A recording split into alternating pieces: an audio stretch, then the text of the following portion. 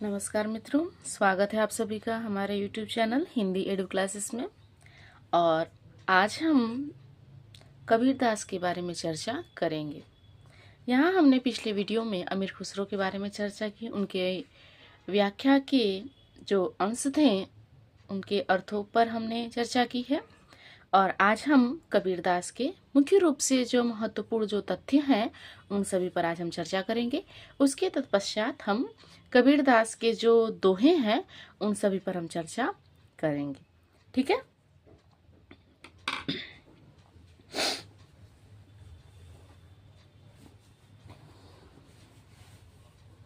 तो चलिए शुरू करते हैं हम आज की क्लास अपनी। और आज हम देखते हैं कबीरदास के बारे में। ठीक है, तो यहाँ देखते हैं हम कि कबीरदास का जो जन्म है वह 1398 ईस्वी में अर्थात 1455 विक्रम संवत में हुआ था और दिन सोमवार का ज्येष्ठ पूर्णिमा का वो समय था।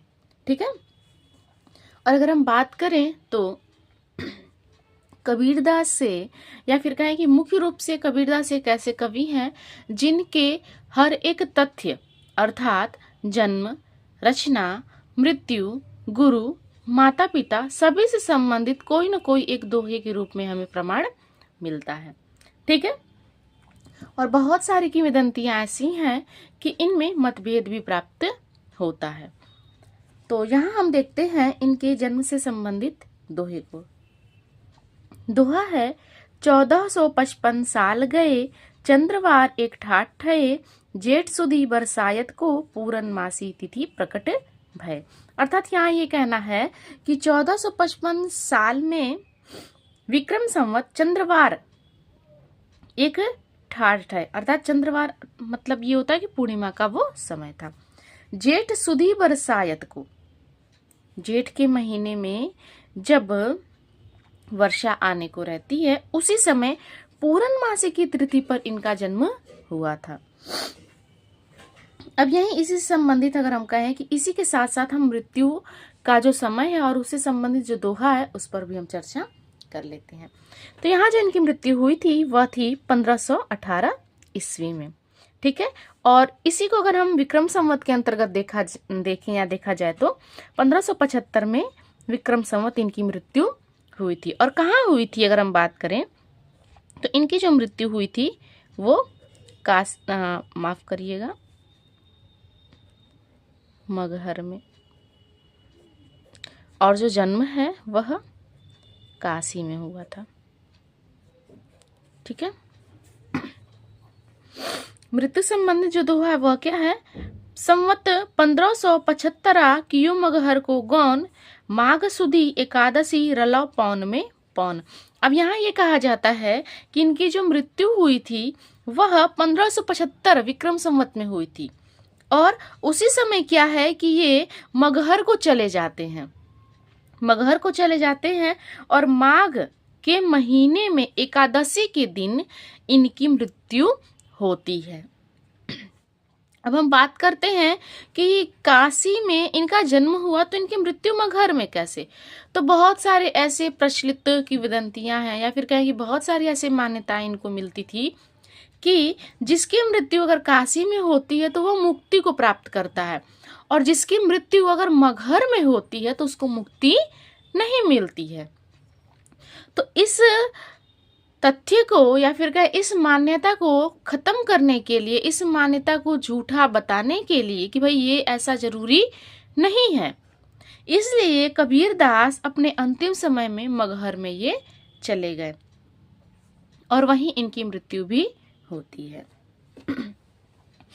अब हम बात करते हैं इनके जन्म स्थान के बारे में। तो यहाँ इनका जो जन्म स्थान है वह काशी अर्थात बनारस में हुआ था और इनका जो मृत्यु है, इनकी मृत्यु तो मगहर में हुई थी और जिला का नाम क्या था? तो जिला का नाम बस्ती था। ठीक है, अब यहाँ इनके हम माता पिता के बारे में और इनके पारिवारिक जो जीवन है उन सभी पर चर्चा करते हैं। इनके माता पिता का नाम नीमा और नीरू था, पत्नी लोई थी और यहाँ हम बात करते हैं गुरु के लिए तो हिंदू गुरु के रूप में रामानंद का नाम लिया जाता है। ठीक है। और यहाँ अगर हम बात करते हैं, आगे देखते हैं, तो पुत्र और पुत्री के रूप में तो कमाल और कमाली नामक पुत्र पुत्री मिलते हैं। और एक और गुरु के रूप में अगर हम बात करें कि मुस्लिम गुरु या फिर मुस्लिम पीर के रूप में, पीर गुरु को ही कहा जाता है, तो ये आता है शेख तकी का नाम। ठीक है। तो इनके माता पिता का नाम नीमा और नीरू था, पत्नी लोई थी। पुत्र पुत्री के रूप में कमाल और कमाली का नाम लिया जाता है क्योंकि इनके पुत्र और पुत्री कमाल और कमाली थे। और कबीरदास की मृत्यु के बाद कमाल ही इनकी जो आगे की जो पीढ़ी रहती है उसको आगे बढ़ाते हैं, और इनके जो शिष्य रहते हैं धर्मदास, इन्हीं के द्वारा इनकी जो भी रचनाएं हैं वो प्रकाशित होती हैं। गुरु के रूप में अगर हम बात करें तो रामानंद को लिया जाता है, जो कि हिंदू गुरु के रूप में लिया जाता है, और वहीं मुस्लिम गुरु के रूप में शेख तकी को लिया जाता है। अब यहाँ हम आते हैं भाषा के लिए। ठीक है। तो यहाँ सबसे पहले इनकी भाषा को दिया जाता है सदुक्कड़ी, दूसरा है पंचमेल खिचड़ी। तो यहाँ जो सदुक्कड़ी भाषा है ये रामानंद दिए थे। इनकी भाषा को सदुक्कड़ी नाम जो है वह माफ करेगा, रामानंद नहीं, आचार्य रामचंद्र शुक्ल के द्वारा दिया गया था। और अगर आप बात करें तो ये बहुत ही मोस्ट इम्पोर्टेंट पॉइंट है। क्यों? क्योंकि अधिकतर परीक्षा में ये पूछा जाता है कि कबीरदास की जो भाषा सदुक्कड़ी है, इसको सदुक्कड़ी किसने कहा था।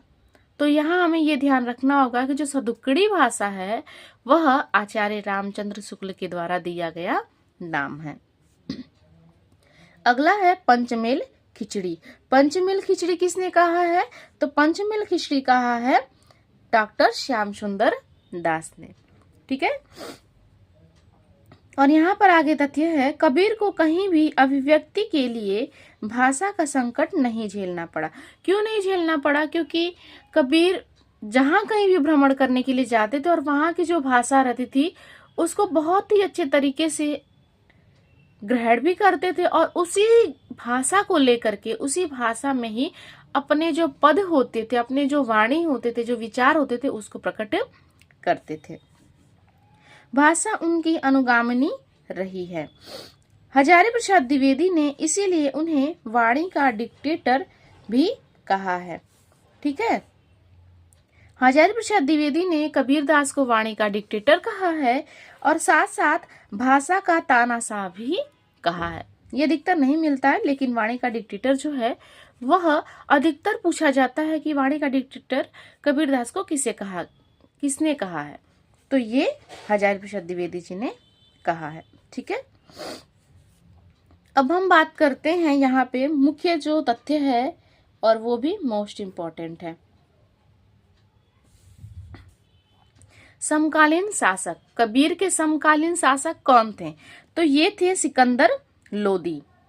सिकंदर लोदी ही कबीर के समकालीन शासक थे, और सिकंदर लोदी ने कबीर पर बहुत सारी यातनाएं की हैं। अब यहाँ पे हम बात करते हैं ना कि जैसे कि अगर किसी के परिवार में अगर हम बात करते हैं, या फिर कहें कि किसी भी बच्चे का अगर बच्चे के परिवार के बारे में सारी चीजें अच्छे से पता नहीं होती हैं, तो क्या बहुत सारे लोग उल्टी सीधी बातें करते हैं। तो वैसे ही सिकंदर लोदी भी जो थे, कबीरदास के बारे में अच्छे तरीके से न पता होने के कारण उनको बहुत सारी यातनाएं देते थे। क्यों? क्योंकि बहुत सारे लोग कहते थे कि भाई इनका जो जन्म है ये विधवा ब्राह्मणी के गर्भ से हुआ है, तो ये हिंदू हैं। कुछ लोग कहते थे कि इनका पालन पोषण मुस्लिम परिवार के द्वारा हुआ है, तो ये मुस्लिम है। तो इन सब चीजों की वजह से कबीर को बहुत सारी यातनाएं सुनने को मिलती थी। अब यहाँ पर हम रचनाएं की बात करते हैं, तो मुख्य रूप से कबीर की जो रचनाएं हैं वह 63 प्राप्त होती हैं। अब यहाँ पे आप सबके मन में या फिर मस्तिष्क में ये प्रश्न उठेगा कि कबीर की तो 3 ही रचनाएं हैं, तो उन 73 कैसे? तो ये डॉक्टर नगेंद्र के अनुसार है। क्यों? क्योंकि डॉक्टर नगेंद्र जब सर्वेक्षण करते हैं तो वहां उनको कबीर की रचनाएं 63 प्राप्त होती हैं, और प्रकाशित कितने हुई? तो प्रकाशित मुख्य रूप से 43 हुई हैं। ठीक है। लेकिन किसके अनुसार? तो नगेंद्र के अनुसार है ये आपको ध्यान में रखना होगा। अब यहाँ हम देखते हैं रचनाएं कौन कौन सी हैं। तो बीजक, कबीर की बानी, कबीर की साखी, कबीर गोरख की गोष्ठी, रेखता, अक्षर भेद की रामायणी। और भी बहुत सारी रचनाएं, उनको देखते हैं। आगे रचना है अनुराग सागर, विवेक सागर। ये सारी मुख्य रूप से रचनाएं उनकी रहती हैं। ठीक है, आगे तथ्य को देखते हैं। कबीरदास जी एक निरंतर संत थे। इससे यह स्पष्ट होता है कि उन्होंने स्वयं किसी ग्रंथ को लिपिबद्ध नहीं किया था। अब अगर हम कहते हैं कि कबीर की जो रचनाएं हैं उसको लिपिबद्ध किया गया था, उसको लिखा गया था, तो कबीर ने कभी भी उसको लिखा नहीं है, बस वाणी के द्वारा उपदेश दिया है।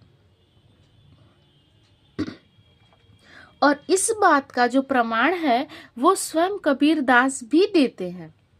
कबीरदास भी कहते हैं, यहाँ देखिएगा, उन्होंने स्वयं ही कहा है, मसी कागज छुओ नहीं, कलम गहियो नहीं हाथ, चारियों जुग को महातम मुख ही जनाई बात। अर्थात मैंने कभी मसी और कागज को नहीं छुआ, अर्थात मैंने कभी भी कुछ लिखने के लिए कागज को नहीं छुआ है और नहीं अपने हाथ में कभी कलम ही गही है। चारियों युग को महातम मतलब चारे युग को जो भी मैं बातें बताता था तो वो सिर्फ मुख से ही बताता था और किसी तरह से मैं अपनी बात को सबके सामने प्रकट नहीं किया हूं। अब यहाँ पे हम कहते हैं कि रचना का जो संकलन है, जो प्रकाशित हुए संकलन हुआ है, तो वो क्या है, कौन सी रचना है, तो वो बीजक है। ठीक है, और किसने संकलन किया है, इसको लिखा किसने, सब कुछ तैयार करके, तो ये धर्मदास ने किया है। ठीक है, और धर्मदास कौन है, तो ये कबीरदास के शिष्य माने जाते हैं। इनका समय क्या था, तो इनका जो समय था इसका 1464 ईस्वी, 1464 ईस्वी। और इसके 3 भाग हैं। भाग कितने हैं, 3 हैं, साखी, शबद और रामायणी। अब पहला देखते हैं साखी। साखी का अर्थ क्या है, साक्षी है। अब इसमें क्या कैसे वर्णन किया गया है, तो दोहों एवं साखियों में सांप्रदायिक उपदेश है। साक्षी में क्या है, साखी में, तो ये आपको ध्यान रखना होगा कि इसमें सांप्रदायिक उपदेश मिलता है। ठीक है, इसकी भाषा क्या है, इसकी भाषा सदुक्कड़ी है। और अंग कितने हैं, तो 59 अंग हैं। और प्रथम अंग क्या है, गुरुदेव को अंग है। ठीक है, अब दूसरे की यहाँ देखते हैं। दूसरा जो है भाग शबद, दूसरा भाग है शबद। इसका अर्थ क्या है, शब्द। इसकी भाषा क्या है, तो ब्रज या पूर्वी बोली, पूर्व की तरफ जो बोलियां हैं उनको बताया जा रहा है। अब इसमें किसका वर्णन किया गया, तो माया संबंधी विचारों की अभिव्यक्ति हुई है, अर्थात रहस्यवाद को लेकर के। फिर है यह पद कैसा है, तो ये गेय पद है, अर्थात गाने योग्य पद है। अगला है रामायणी। रामायणी क्या है, रामायणी रामायण है, इसका अर्थ होता है। भाषा क्या है, तो ब्रज भाषा या पूर्वी बोली है। अब इसमें क्या है, राम भक्ति संबंधी पद व चौपाई है। राम भक्ति संबंधी पद एवं चौपाई है। और यहाँ जो कहा जाता है कि राम भक्ति, कैसे राम, दशरथ पुत्र राम नहीं। यहाँ पे कबीर खुद कहते हैं कि कबीर के राम दशरथ पुत्र राम नहीं है, जैसा कि उन्होंने कहा है। उन्होंने निर्गुण ब्रह्म को ही राम कहा है। उन्होंने निर्गुण जो ब्रह्म है, जो निराकार है, जिनका कोई अंग नहीं है, जिनका कोई अस्तित्व रूप में अगर हम बात करें तो उनकी पहचान नहीं होती, सिर्फ शक्ति के रूप में पहचान होती है, एक ज्योति के रूप में पहचान होती है। तो यहाँ ये कबीर कहते हैं, दशरथ सित तिहु लोक बखाना, राम नाम का मरम है आना। यहाँ मैं दशरथ पुत्र राम के बारे में चर्चा नहीं कर रहा हूँ, राम के नाम के बारे में मैं चर्चा कर रहा हूँ। ठीक है, आगे देखते हैं हम। आगे क्या है संकलन, दूसरा संकलन है कबीर ग्रंथावली। ठीक है, पहला संकलन क्या था, बीजक, और किसने संकलन कराया था, तो वो धर्मदास ने कराया था 1464 ईस्वी में। और दूसरा संकलन है कबीर ग्रंथावली। इसे संकलन कौन कराया, तो बाबू श्याम सुंदर दास ने कराया है। कबीर साहित्य के पक्ष क्या है, खंडन की प्रवृत्ति, धर्म व समाज सुधार की भावना, आत्मानुभूति, इसमें ये सारी चीजें संग्रहित हैं। अब हम बात करते हैं कि कबीरदास के जो काव्य हैं उनकी कुछ प्रमुख विशेषताओं के बारे में। ठीक है, तो मुख्य जो विशेषता है उसके बारे में और उससे संबंधित दोहों के बारे में है। तो यहाँ देखते हैं कण कण में ईश्वर की व्याप्ति। यहाँ पे कबीरदास का ये कहना है कि जो कण कण है प्रकृति का, या फिर कहें कि जो हमारे तरफ चारों तरफ जो एक एक कण है, उन सभी एक एक कण में ईश्वर की अनुभूति होती है, ईश्वर वहां पे व्याप्त है। तो यहाँ कहते हैं तेरा साईं तुझ में ज्यों पूपन में वास, कस्तूरी का मृग ज्यों फिर सूंधे वास। अर्थात जो सारी चीजें ईश्वर की होती हैं, या फिर क्या ईश्वर का जो स्वरूप है वो हमारे अंदर ही होता है, और हम क्या है चारों दिशाओं में चारों जग में ढूंढते फिरते हैं, भाई ईश्वर कहाँ है, ईश्वर कहाँ है। जब अगर हम खुद में अगर ईश्वर को प्राप्त कर लेंगे तो हमें कहीं और प्राप्त करने की आवश्यकता ही नहीं होगी। अगला है निर्गुण निराकार ब्रह्म की उपासना। अर्थात जो ब्रह्म जिसका कोई आकार नहीं है, जिसका कोई गुण नहीं है, जो निर्गुण है, कई सारे गुणों का भरमार है, लेकिन फिर भी अगर हम कहें कि उसको दिखा सके तो हम दिखा नहीं सकते हैं, तो हम उसकी उपासना करते हैं। तो यहाँ कहते हैं जाके मुख माथा नहीं, ना ही रूप कुरूप, ना ही रूप स्वरूप, पूंब बांसते पातरा, ऐसा तत्व अनूप। हम उसकी उपासना करते हैं जिसके न मुख है न माथा है और ना ही वो स्वरूप है। हम उसको ये भी नहीं कह सकते कि ना वो स्वरूप है ना कुरूप है, अर्थात ना वो सुंदर है ना वो बहुत ही बुरा है। पूंब बांसते पातरा, और वो बांस से भी पतला है, ऐसा उसका तत्व है, ऐसा अनोखा वह तत्व है जिसकी मैं उपासना करता हूं। अब यहाँ पे क्या है कि मूर्ति पूजा का वो विरोध करते हैं, मूर्ति पूजा का विरोध करते हैं, और यहाँ पे ये कहते हैं कि पाहन पूजे हरि मिले, तो मैं पूजू पहाड़, ताते या चाकी भाली, पीस खाए संसार। इनका ये कहना है कि पाहन पूजे हरे मिले, अर्थात पत्थर को पूजने से हरे मिलते हैं, तब तो मैं क्या करूंगा। अगर कहा जाता है कि छोटा सा पत्थर है उसको मैं पूजता हूं तो क्या भाई हमको हरी मिल जाएंगे, तब तो मैं सबसे बड़ा पहाड़ पूजूंगा, क्योंकि भाई हरी हमको सबसे पहले मिल जाएंगे। ताते या चाकी भली, इससे अच्छी तो ये चक्की है, इसी को पीस खाए संसार। यहाँ पे अगला है ईश्वर में अनन्य श्रद्धा भाव। अब यहाँ क्या है कहा जा रहा है, या फिर कहते हैं कबीर कूता राम का मुखिया, मुतिया मेरा नाम, गले राम की जेवड़ी, जित खींचे तित जाऊं। यहाँ पे मुतिया जो है, ये जो नाम है इसको मोती भी कहा गया है, ठीक है। तो यहाँ ये कहते हैं कि कबीर कूता राम का मुतिया, अर्थात मोती मेरा नाम है, गले राम की जेवड़ी, अर्थात मेरे गले में हमेशा राम की जेवड़ी होती है, राम का हमेशा उच्चारण होता रहता है, और जो मेरे राम है वो जहां मुझे खींचते जाते हैं मैं वहीं को चलना प्रारंभ कर देता हूं, मैं वहीं चलना प्रारंभ करता हूं, ठीक है। तो ऐसे ही बहुत सारी विशेषताएं उनकी हैं, और अगर हम बात करें तो यहाँ देखते हैं हम कुछ और विशेषताओं को। यहाँ उनकी विशेषताएं और भी हैं। आत्मा परमात्मा का एकत्व, आत्मा और परमात्मा जब एक हो जाती है तो उसमें भेद करना मुश्किल हो जाता है, और उदाहरण क्या है, जल में कुंभ, कुंभ में जल, बाहर भीतर पानी, फुट्टियो कुंभ जल, जल ही समाना, यत कथ्यो न ज्ञानी। अर्थात यहाँ पे ये कहा जाता है कि जब हम किसी नदी से पानी लेने के लिए जाते हैं, और जब हम पानी लेने के लिए जाते हैं तो मटके का प्रयोग करते हैं।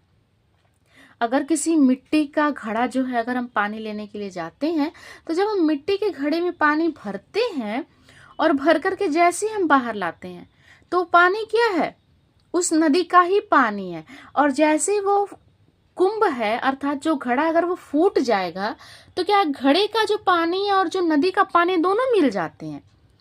तो वैसे ये बताते हैं कि जो आत्मा हमारी है वो परमात्मा का ही अंश है, और जैसे ही हमारे जो जीवन का जो चक्र है, जब वो जीवन का चक्र समाप्त होता है तो हमारा जो पंच तत्वों से बना हुआ ये जो शरीर है, ये जो मिट्टी के घड़े की तरह हमारा जो शरीर है वह क्या है, जब पांचों तत्वों में विलीन होता है तो जो आत्मा है वो परमात्मा में ही विलीन हो जाती है, अर्थात परमात्मा का ही अंश आत्मा है। और जब दोनों मिल जाते हैं तो दोनों में अलगाव करना या फिर दोनों को अलग अलग रूप में देखना यह मुश्किल होता है। क्यों? क्योंकि दोनों ही एक हैं, वो अलग अलग नहीं है। अब यहाँ पे कहते हैं कि अवतारवाद का खंडन करते हैं कि अवतार जो होता है वो कुछ भी ऐसा होता नहीं है। तो यहाँ कहते हैं दशरथ तिहु सुत लोक बखाना राम नाम का मरम है आना। यहाँ ये कहते हैं कि दशरथ सुत या फिर कहें दशरथ तिहु सुत लोक बखाना, तो दशरथ पुत्र के रूप में चारों तरफ बात हो जाती है, लेकिन सबसे पहले राम के नाम का मरम जानना चाहिए। नाम में शक्ति होती है, पहले व्यक्ति में नहीं।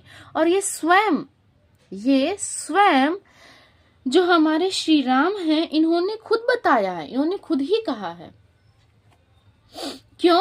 क्योंकि जब माता सीता का हरण हो चुका था और उस समय जब रावण लंका में माता सीता को लेकर के चला जाता है, जो कि समुद्र के उस पार रहता है, और जब समुद्र पार करने की बारी आती है तो उस समय क्या है कि उस समुद्र पर राम सेतु बनाया जाता है, अर्थात पत्थरों पर श्री राम का नाम लिख करके उस पानी में फेंका जाता था उन पत्थरों को, और वो उन पत्थरों के माध्यम से ही एक सेतु अर्थात पुल बन गया। और जैसे श्री राम सोचते हैं कि मैं भी एक पत्थर अपने नाम से लिख करके उस समुद्र में फेंकूं, तो पत्थर पानी में डूब गया। यहाँ व्यक्ति में बल नहीं होता बल्कि उसके नाम में बल होता है। ठीक है, जैसे अगर हम किसी समस्या में पड़ते हैं तो हम अपने माता पिता का नाम लेते हैं या फिर तुरंत मुख से माँ नाम आ जाता है, माँ आता है शब्द, पिता आते हैं या फिर भगवान आते हैं। तो भगवान वहां प्रकट नहीं होते हैं, वो शक्ति होती है दृश्य रूप से, और वो ही हमें साहस और बल देती है। अगला है गुरु की प्रतिष्ठा। तो यहाँ गुरु को महत्व दिया जाता है। तो यहाँ कहा जाता है गुरु गोविंद दो खड़े काके लागू पाए, बलिहारी गुरु आपने गोविंदियो बताए। यहाँ पे गुरु को ये कहा जाता है कि गुरु और गोविंद दोनों सामने खड़े हैं और मैं किसके पैर छूं ये मैं असमंजस में पड़ा हूं कि मैं भगवान के पैर को पखारूं या फिर मैं गुरु के पैर को पखारूं। तो यहाँ क्या है, बलिहारी गुरु आपने। शिष्य कहता है कि मैं आप पे सर्वस्व निछावर होता हूं। क्यों निछावर होता हूं? क्योंकि आपने मुझे गोविंद के बारे में बताया कि पैर मेरे मत पखारो, पहले तुम भगवान को नमस्कार करो, तत्पश्चात मुझे नमस्कार करना। धार्मिक आडंबरों का विरोध करते हैं कबीरदास। यहाँ कहते हैं काकर पाथर जोरी के मस्जिद लई चुनाए, ताचड़ी मुल्ला बांग दे का बहरा हुआ खुदाए। यहाँ पे ये कहते हैं कि कंकड़ पत्थर जोड़ के तुमने मस्जिद तो बना ली है, और तो और वहां जाके मुल्ला बाग देता है। जैसे जो अजान होता है, जो अगर हम कहें प्रार्थना के रूप में जो भी क्रियाएं की जाती हैं मस्जिद में, तो उन सभी के लिए कहा जाता है कितनी जोर से तुम सब आवाज देते हो, क्या खुदा जो है वो बहरा है कि उसको सुनाई नहीं देगा?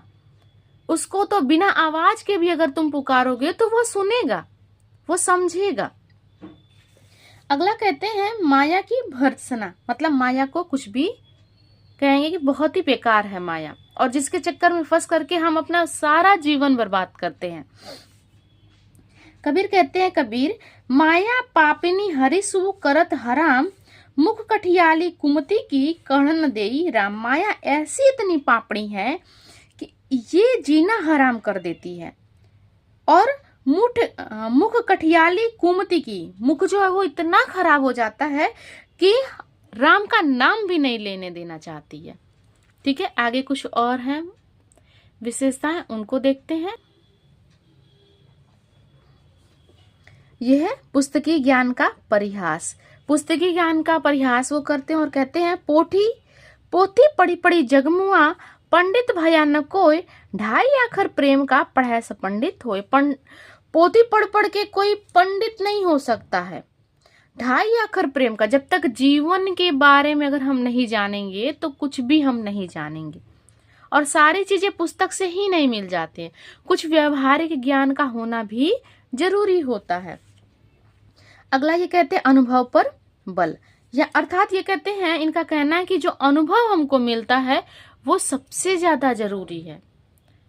ठीक है, क्योंकि हम कहते हैं कि किसी भी चीज को करना तो हम पढ़ लेते हैं तो वो हमें ग्रहण नहीं होता है, जब हम उसको करके सीखते हैं तब हमें उन सारी चीजों का एहसास होता है और उसका अनुभव मिलता है।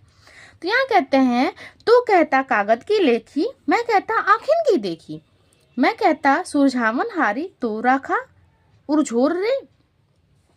अब यहाँ पे कहते हैं बहुत सारे सिद्धांत है, ये चीज ऐसे होती है, ये चीज ऐसे होती है, ये चीज ऐसे होती है, लेकिन जब हम करेंगे तब तो पता होगा ना कि ये चीज कैसे होगी और उस चीज को करने में कौन कौन सी समस्याएं, कौन कौन सी कठिनाई हमको मिल सकती है। तो इसलिए वो अनुभव पर बल देते हैं। और क्षणिकवाद एवं नश्वरता, यहाँ ये कहते हैं जो क्षणिकवाद है वो समाप्त हो जाता है तुरंत ही, उसका कोई भी अस्तित्व नहीं होता है।